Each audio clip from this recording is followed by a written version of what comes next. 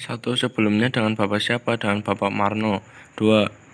Awal mula merintis usaha sablon baju ini bagaimana? Awal mula beliau bekerja sambil membuat sablon segala rupa dengan alat yang manual menggunakan tangan, karena untuk usahanya sendiri mahal modalnya. Setelah 11 tahun bekerja, beliau membuat usaha percetakan sendiri seperti sablon, sampai beliau mempunyai alat sablon dan toko. 3. Pasaran kaos sablon sudah mencapai berapa cabang? Kalau boleh tahu di mana saja, Pak? Jawab. Untuk pemasaran beliau masih dilakukan di rumah dan tokonya, dan juga sudah dapat dipesan lewat online. Beliau mempunyai satu toko yang terdapat 3 kategori, yaitu percetakan, sablon, dan konveksi. 4. Berapa banyak sablon yang dipesan seharinya? Tidak tentu, tetapi dalam seharinya beliau mampu membuat 100 kaos sablon. 5. Berapa penghasilan seharinya dari usaha sablon ini? Penghasilan tidak tentu semenjak pandemi corona. Minimal beliau dapat mendapatkan penghasilan sebanyak 8 juta per bulannya sebelum pandemi corona. 6. Ada berapa banyak karyawan yang Bapak kerjakan? Terdapat 4 karyawan, yaitu 1 di depan sebagai manajemen, 1 sebagai operator, 2-nya sebagai penjahit. 7. Berapa kapasitas baju sablon yang harus dipesan? Satu orang minimal memesan 1 lusin atau 1 kodi, dan beliau mampu membuat 1000 kaos sablon dalam 1 bulannya. Tetapi tidak tentu karena kebanyakan orang hanya memesan minimal 1 lusin atau 1 kodi. 8. Jenis bahan atau kain apa yang digunakan untuk membuat sablon? Kain yang digunakan untuk bahan sablon yaitu kain katun. Kain katun juga memiliki banyak berbagai macam dan jenisnya. 9. Awal mulai berdirinya usaha sablon ini sejak kapan, Pak? Usaha sablon ini mulai berdiri sejak tahun 1991 dan eksisnya setelah tahun 2010. Pertanyaan terakhir untuk Bapak, buat teman-teman yang ingin buka usaha sablon, tips dan triknya apa saja, Pak? Trik buka usahanya yaitu 1.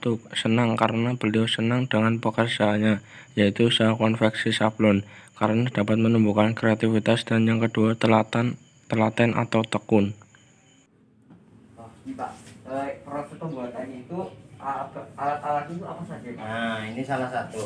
Ya, kita masuk ke season proses pembuatan sablon dari mulai pengeluaran film.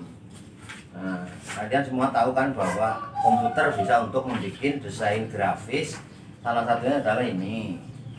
Ini rencana dari konveksi untuk atau tukang sablon untuk membuat ini sampai ke tujuan, yaitu di sablon kaos yang nanti hasilnya akan seperti ini. Cuma hari ini pas kebetulan Pak Marno sudah memproduksi, kamu baru hadir karena nggak tahu planningnya.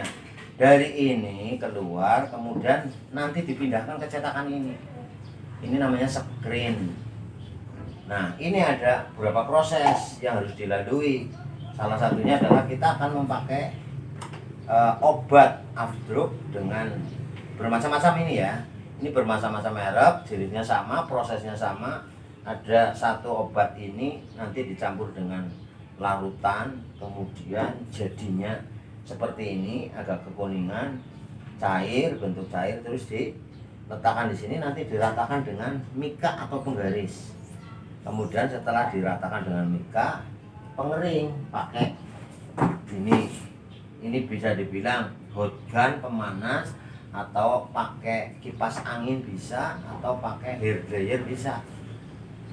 Nah, setelah dikeringkan, baru film ini proses selanjutnya ditempel dengan posisi terbalik, karena nanti si tukang sablon ataupun nyablonnya akan posisi begini. Maka pada waktu pembuatan film harusnya ini posisi mirror kebalik. Nah, nanti jadinya begini dengan hasil ini. Nah, ini Mas, ikuti. Nah, dari hasil ini Pak Marno sudah sempat nyetak pakai papan seperti ini, ditaruh-taruh. Ini hasilnya setelah sudah proses 2 warna, 2 kalinya blond. Dan sebetulnya ini ada berapa? 3 warna. Nanti kurang warna merah. Setelah merah baru selesai. Kemudian nanti diantarkan penjahit atau tukang jahitnya. Ini alat yang buat nyablon. Setelah jadi screen, kita pakainya ini. Nah, ini meja sablon yang konveksi ataupun tukang sablon bikin. Proses nyablonnya adalah ini, lewat satu persatu dengan susunan nanti beberapa jumlah dan harus dipaskan. Ini bisa masuk maju mundur dengan pengepasan ini. Cukup? Cukup, Pak.